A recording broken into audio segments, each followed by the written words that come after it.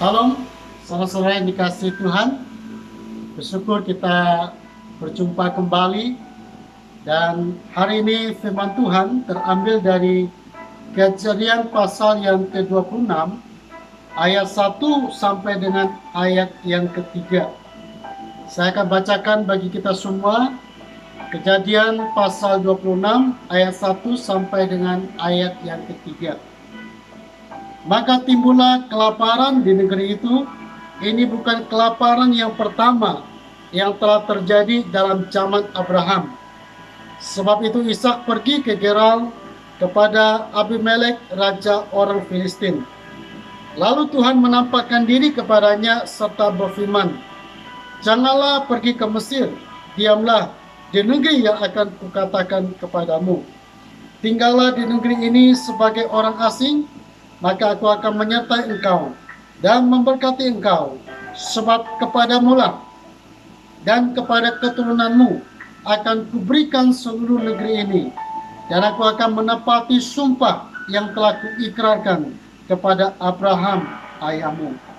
Saudara yang dikasihi Tuhan, saya percaya bahwa baik kita orang percaya maupun orang yang belum kenal Tuhan, semua kita mengalami dampak daripada virus corona ini. Di dunia, ekonomi menunjukkan grafik penurunan, perlambatan yang luar biasa. Dan ada begitu banyak orang-orang yang harus dirumahkan, di PHK. Mereka kehilangan mata pencarian. Dan mereka nggak tahu harus bagaimana. Dan di dalam situasi yang seperti ini, Tuhan mengingatkan kepada kita bahwa sebetulnya ada banyak hal yang kita harus terima.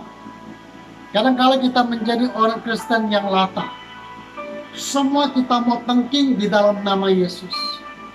Kita mau tengking di dalam nama Yesus. Kita mau usir di dalam nama Yesus. Tetapi saya mau ingatkan bahwa tidak semua harus kita tengking di dalam nama Yesus. Ada hal-hal yang harus kita terima dengan iman. Dan kita percaya bahwa di balik semua itu, Tuhan punya rencana yang luar biasa. Pagi hari ini Tuhan ingatkan kepada kita satu peristiwa yang terjadi di dalam zaman Ishak. Yaitu terjadi kelaparan yang begitu dahsyat. Dan Alkitab mencatat bahwa ini bukan kelaparan yang pertama. Zaman Abraham pernah terjadi. Kemudian terjadi kembali zaman Ishak. Juga terjadi pada zaman Yakub. Terjadi pada zaman Yusuf. Terjadi pada zaman nabi-nabi besar. Zaman Elia. Bahkan zaman Elisa. Dan saya percaya bahwa di zaman yang akan datang juga bencana seperti ini juga akan terjadi. Dan kita perhatikan bencana ini terjadi pada zaman orang-orang yang begitu luar biasa. Siapa Abraham? Bapak orang beriman. Abraham juga mengalami. Tetapi kita selidiki lebih jauh bagaimana cara Tuhan memelihara umatnya. Ketika terjadi pada zaman Abraham dia mengungsi ke Mesir. Inisiatif dia pergi ke Mesir. Kemudian pada zaman Ishak, Tuhan melarang. Dan Tuhan katakan, menetaplah di Gerar sebagai orang asing. Kemudian pada zaman Yakub, Tuhan justru memerintahkan supaya Yakub dan keluarganya mereka mengungsi ke Mesir. Di sini kita melihat bagaimana cara Tuhan memelihara umatnya. Sama-sama mereka menghadapi peristiwa yang sama, bencana alam yang sama. Tetapi kita melihat cara Tuhan memelihara umatnya berbeda-beda. Kepada Abraham, Tuhan pelihara di Mesir. Tetapi kepada Ishak, Tuhan pelihara dia di Gerar. Kepada Yakub, Tuhan katakan, pergi ke Mesir, mengungsi ke Mesir.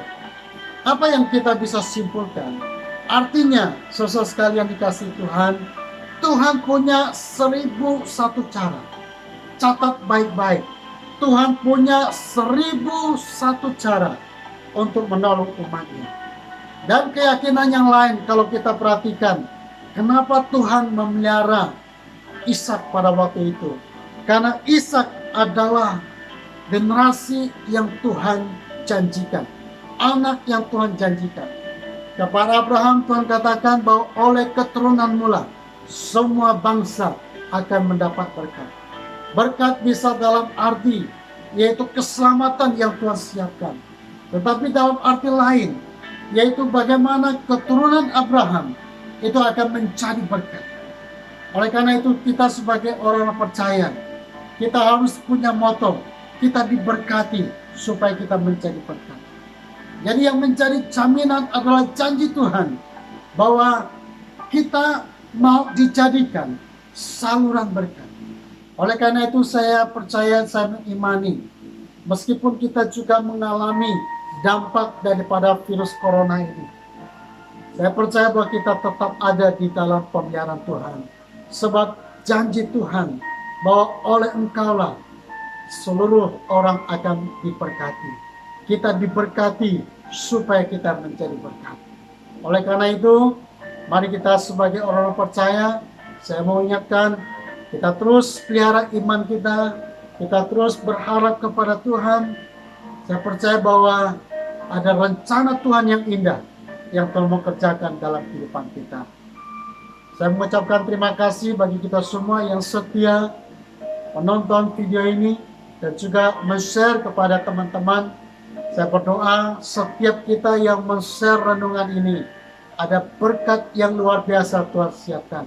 Berkat ilahi yang terbaik yang dari Tuhan. Dia akan limpahkan secara penuh dalam kehidupan kita. Sampai jumpa. Tuhan Yesus memberkati.